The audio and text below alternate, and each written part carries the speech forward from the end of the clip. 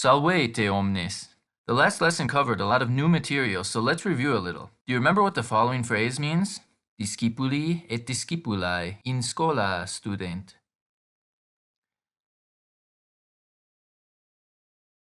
The male students and female students study in school. Both the verb and the two types of students are plural, and schola is in the ablative form. Now try to say the farmer's walk.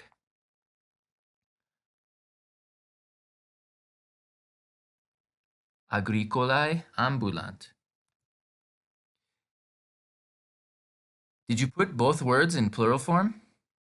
The next one's a little harder. Can you think of how to say gods live in Olympus?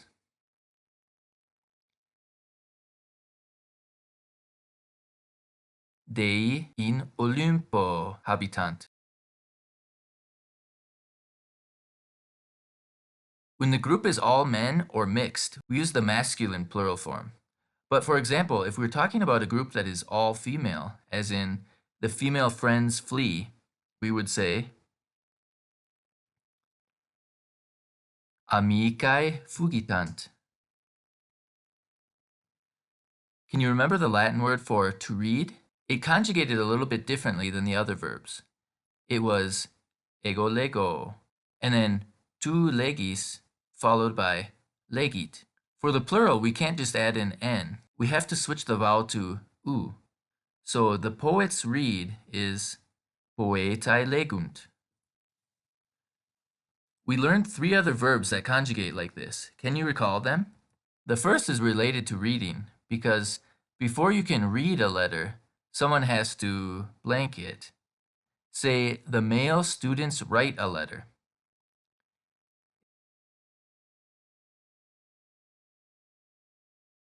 Discipuli epistulam scribunt.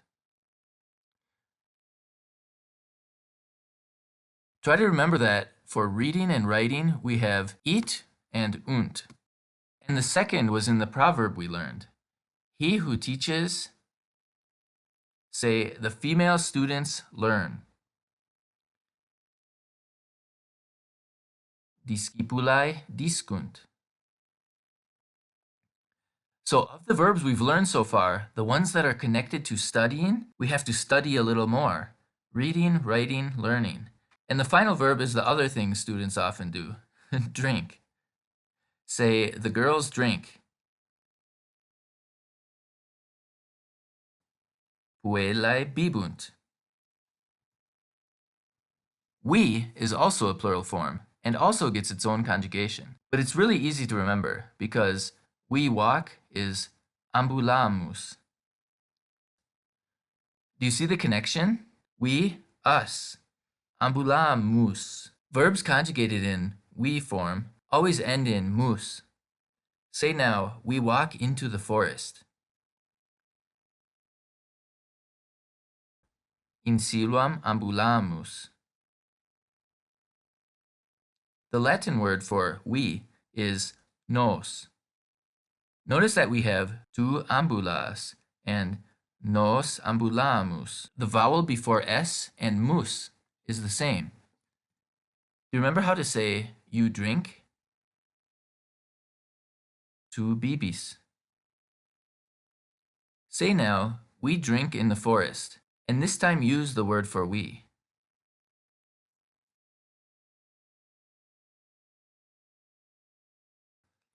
Nos in silva bibimus. Because it's tu bibis. We have nos bibimus. And how would we say the poet and I read?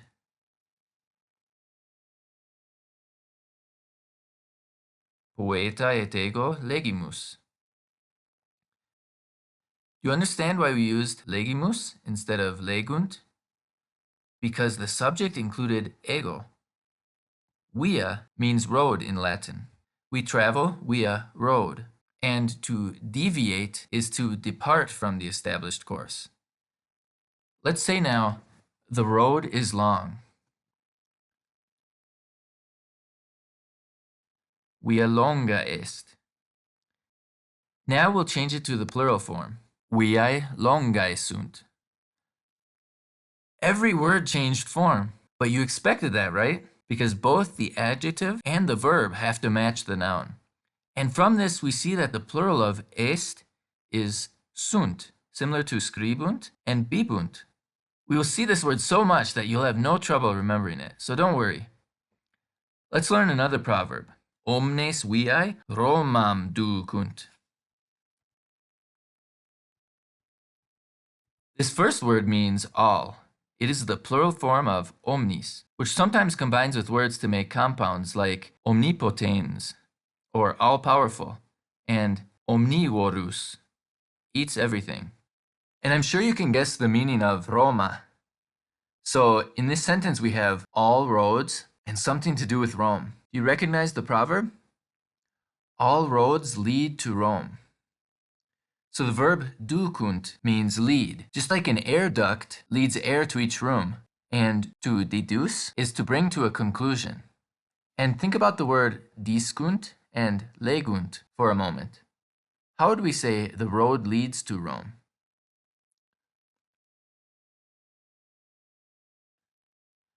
Via Romam ducit, because it's discit and legit. Nota bene. Notice that we used Romam by itself. Certain places don't require a preposition, and Rome is one of them, but we conjugate it in the accusative form because it's the object or aim of the verb. It's a little similar to how we say, I'm going to school, instead of I'm going to the school, like we would say, I'm going to the park. Okay, the next sentence is a gimme. Roma in Italia est. Rome is in Italy. Hopefully you knew that. But with Italy, we used in plus the ablative, just like in Silva. Using this, say Italy is in Europe. Italia in Europa est. Now comes the crazy part. Romae habito. I live in Rome. This is neither the possessive form nor the plural form. There is yet another form that shares the same I ending. This is called the locative case, because it tells where something is located. Most nouns don't have this case. You need to be aware of it so that you don't get confused, as there is yet another case that shares the same I ending. This more common case is known as the dative case, and it indicates the indirect object of the verb, or the recipient of the verb. If you remember from the grammar interlude, this was the dogo case, meaning to the dog. Let's explore this case some more. Poeta agricolae legit. The poet reads to the farmer. The farmer is the recipient of the reading. However, because multiple cases share the same ending, such short sentences can be ambiguous. Can you see it? The word agricolae could also be in the genitive case, and the sentence would mean, the farmer's poet reads. Here's another ambiguous sentence. Poeta agricolae epistulam legit. This can mean either the poet reads the letter to the farmer's poet reads the letter, or the poet reads the farmer's letter. The fact that some of the cases are the same can get a little annoying, but usually the context makes the meaning clear. Nevertheless, this is probably the hardest part about reading Latin. A better verb for demonstrating the dative is the word to give. This verb is dare in Latin, and is a little bit irregular, as we can see by the fact that the infinitive is dare and not dare. Let's try this verb with the dative declension for a male noun. Discipula, discipulo gladium dat. The female student gives a sword to the male student. Dropping us and adding o gives the dative form for masculine nouns. Can you remember what declension this is the same as? It matches the ablative form, so this too can be ambiguous. We really have to have context when deciphering Latin, because so many of the forms match. Can you figure out this sentence? Magistro tunicam das. You give the male teacher a tunic. We have to pay attention to conjugation and declension in this sentence, since the verb das indicates that the subject is an unstated tu, and not the first word in the sentence. And do you remember that we learned magistra before? That was the feminine form of the word. Magister indicates a male teacher and declines just like liber. So it is magister in the nominative form, but all other declensions drop the E. So we have magistrum, magistri, magistro. Nota bene, the conjugation for you give is das, with a short vowel, just like dare. In the present tense, this verb always has a short vowel, which is what makes it slightly irregular. Using this fact, try to say, we give the girl water, and use the word for we.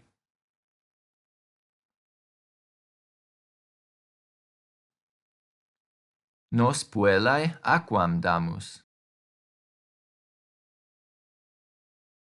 Can you figure out the meaning of the next sentence? Optimus sum quod possum legere. I am the best because I can read. Optimal is obviously related to optimus.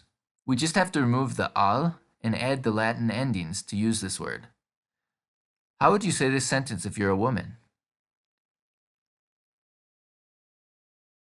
Optima sum quod possum legere. Two more words will be briefly introduced for this lesson's story and used more in later lessons. Amicum volo. I want a friend. This verb doesn't have a direct English connection, but perhaps saying volunteer, volunteer, will help you remember it because you volunteer for things you want to do. Another example is nunc scribere volo. Now I want to read. And the other word we need is in this sentence, hic laboro. I work here.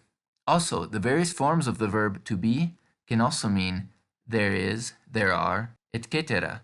For example, hic sunt libri. There are books here. Or the much cooler, hic sunt dracones. Here be dragons. There are a few other new words in this lesson's story, but they resemble their English counterparts so closely that I'm sure you can understand them. Let's go! Roma optima est. Viae Romanae directae sunt, et aqua clara est. Hic tunicae pulchrae sunt, et arma splendida sunt. Volo hic habitare. The first sentence is easy to understand. In the second, we have viae Romanae directae sunt. Viae is the plural form of via, and Romanae is the genitive form. So this means Rome's streets, or streets of Rome. And directa obviously means direct, or in this case, straight. So we have the streets of Rome are straight. And did you guess what clara means? The sentence is talking about good qualities of Rome and says the water is clear. Clara is clear. Then we have the new words arma splendida. The second is obvious, and you can probably guess that the first means arms, as in weapons. So we have the arms are splendid. And in the final sentence, we have the two words we just learned. Nota bene. The two verbs are placed first and last to place emphasis on them, like saying, I want to live here. Be sure to like, subscribe, and share, and if you can, consider supporting the channel on Patreon. Gracias!